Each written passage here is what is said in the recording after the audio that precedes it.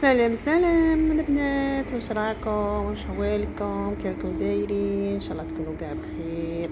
طليت عليكم هذا الفيديو الخفيف وما الوصفه اللي جبتها لكم حاجه خفيفه البنات، وقلت نبارطاجيها معكم هكا باش تدوا اي فكره حبوباتي هكا باش ديروها هذه الوصفه. وفي قلت لكم جبت لكم هذه الوصفه صيوفي ويعرفوها كاع بيوت الجزائريه. جبت لكم هذه التشوكه حاجه خفيفه في ذا الصيف الحماني، حاجه خفيفه وانتوما درتوها.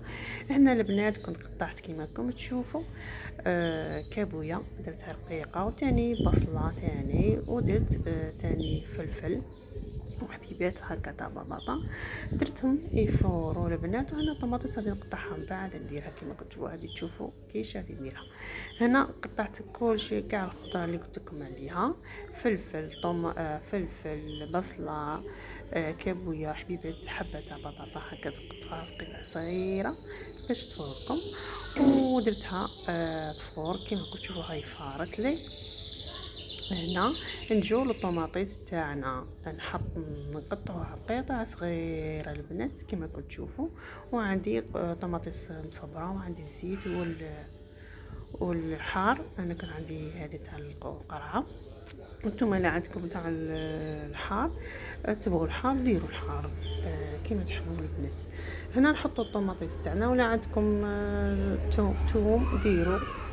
انا ما كانش عندي. هنا نخلوها الطماطيس تاعنا تذوب لنا كاع البنات، باش من بعد نديروا لها الطماطيس مصبره تاع القوطي، ومن بعد نديروا الحار تاعنا لي زيبيس. عندنا غير الفلفل، عندنا غير الفلفل والملح. هذا مكان البنات كما راكم تشوفوا، ونخلوها نغطوا عليها ونخلوها طيب على غرتها. وما تذوب لنا كاع هذيك الطماطم، تذوب غير شويه تاع ما، غير شويه زوج مغرف هكا تاع ما باش تذوب لكم كما راكم تشوفوا. عندي لي زيبيس كما راكم تشوفوا، انا بندير فيها شويه تاع كمون.